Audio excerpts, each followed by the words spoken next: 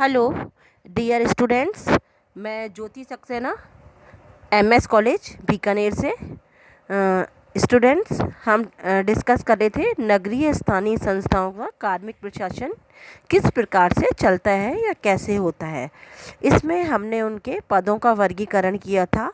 पद वर्गीकरण में पहला था राजस्थान नगरपालिका सेवा नियम 1963। इसमें क्या क्या होता है? राजस्थान नगर पालिका सेवाएं होती हैं, राजस्थान नगर पालिका अधीनस्थ और मंत्रालय सेवाएं होती हैं। साथ ही डियर स्टूडेंट, उसी टॉपिक में कंटिन्यूशन में आज हम करेंगे राजस्थान नगर पालिका अधीनस्थ और मंत्रालय सेवाओं में भर्ती कैसे की जाती है। इन सेवाओं में भर्ती या तो डायरेक्ट रिक्रूटमेंट होता है, या फिर प्रमोशन से होता है, या फिर ट्रांसफ़र से होता है।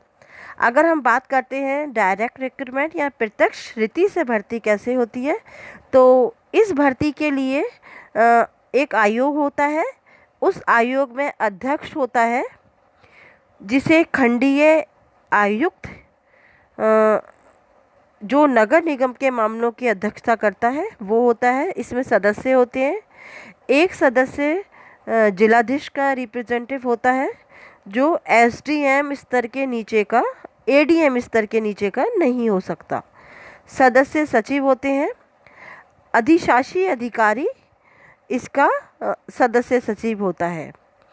सारी नगरीय स्थानीय संस्थाएं अपने यहाँ जितने भी कर्मचारियों की खाली पोस्ट हैं उनकी मांग स्थानीय निकायों को देती हैं। निदेशक के द्वारा पूरे ज़िले की इस मांग को एक साथ समन्वित किया जाता है और फिर आयोग को प्रस्तुत किया जाता है। आयोग द्वारा अपने ज़िले में इन सेवाओं में भर्ती के लिए समाचार पत्रों में एडवर्टाइजमेंट दिया जाता है और आवेदन आमंत्रित किए जाते हैं।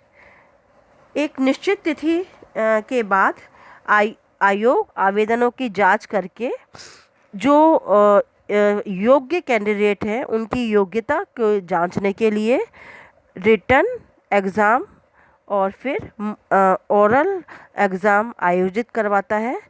उसके बाद नगर परिषद या निगम के लिए जो भी कैंडिडेट पास हो जाते हैं उनकी एक मेरिट लिस्ट तैयार करता है और ये लिस्ट फिर नगरीय निकाय को भेजी जाती है, जिनमें से योग्यता के क्रम में नगर निगम या अधिशासी अधिकारी अभ्यर्थी को अपॉइंटमेंट लेटर जारी करता है। इससे ये पता चलता है कि आयोग जिले के अनुसार गठित किया जाता है और भर्ती की प्रक्रिया भी जिले के अनुसार ही संपन्न की जाती है। दूसरा है पदोन्नति द्वारा भर्ती। मंत्रालय और अधीनस्थ सेवाओं में पदोन्नति द्वारा भी भर्ती की जाती है। पदोन्नति के लिए योग्य उम्मीदवारों की वरिष्ठता और योग्यता के आधार पर पदोन्नति की जाती है। पदोन्नति करते समय कैंडिडेट की सेवा संबंधी सारे अभिलेखों की जांच की जाती है। इसके अलावा कैंडिडेट की टेक्निकल योग्यता, उसकी ऊर्जा, बुद्धिमत्ता और ईमानदारी का मूल्यांकन भी किया जाता है। सेवा की अलग अलग ग्रेडों में पदोन्नति के लिए नगरीय स्थानीय संस्था अपनी ओर से पदोन्नति किए जाने की सिफारिश के साथ ही कैंडिडेट की वार्षिक गोपनीय प्रतिवेदन और दूसरे दस्तावेज मंडल को भेजता है। पदोन्नति मंडल संबंधी नगरीय स्थानीय संस्थाओं को अपने निर्णय से अवगत कराता है। इसके बाद नियुक्ति अधिकारी द्वारा पदोन्नति के आदेश जारी किए जाते हैं। नेक्स्ट है स्थानांतरण द्वारा भर्ती। राजस्थान नगर पालिका अधीनस्थ और मंत्रालय सेवाओं में ट्रांसफ़र के द्वारा भर्ती का भी प्रावधान है। इन सेवाओं में काम कर रहे एक व्यक्ति का उसी ग्रेड और उसी प्रवर्ग में एक नगरीय स्थानीय संस्था से दूसरी नगरीय स्थानीय संस्थाओं में एक ही ज़िले में ट्रांसफ़र करने का अधिकार निदेशक को और एक ज़िले से दूसरे ज़िले में ट्रांसफ़र राज्य सरकार के द्वारा किया जाता है। इसके बाद है राजस्थान नगर पालिका चतुर्थ श्रेणी की सेवाओं में भर्ती कैसे की जाती है। इनमें भी भर्ती सीधी भर्ती, पदोन्नति द्वारा भर्ती और ट्रांसफ़र द्वारा भर्ती की जाती है। अनुसूचित जाति, जनजाति और पिछड़े वर्ग के लिए आरक्षण का प्रावधान राज्य सरकार के द्वारा निर्धारित नियमों के अनुसार किया जाता है। चतुर्थ श्रेणी की सेवाओं में सीधी भर्ती के लिए स्थानीय निकाय के आयुक्त राज्य सरकार के नियोजन कार्यालय से रिक्त पदों से 5 गुना ज़्यादा नामों की सूची भेजने को कहते हैं। इस प्रकार प्राप्त सूची में से उपयुक्त कैंडिडेट की नियुक्ति का अधिकार आयुक्त या अध्यक्ष को होता है। सीधी भर्ती के लिए कैंडिडेट को अपना चरित्र और स्वास्थ्य का प्रमाण पत्र प्रस्तुत करना होता है। नगर निगम के लिए स्वीपरों की नियुक्ति के लिए नियोजन कार्यालय से कैंडिडेटों की सूची मंगवाने की कोई भी मतलब कंपलसरी नहीं है कि उनकी हम लिस्ट बनाएं। दूसरा है पदोन्नति द्वारा भर्ती। 4th क्लास के कुछ पदों को कार्य कर रहे कर्मचारियों की पदोन्नति से भरा जाता है।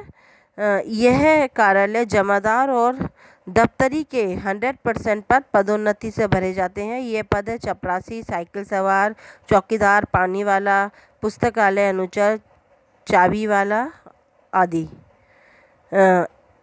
थर्ड है ट्रांसफ़र द्वारा भर्ती। चतुर्थ श्रेणी के कर्मचारियों की ट्रांसफ़र द्वारा भी पदों को भरा जाता है।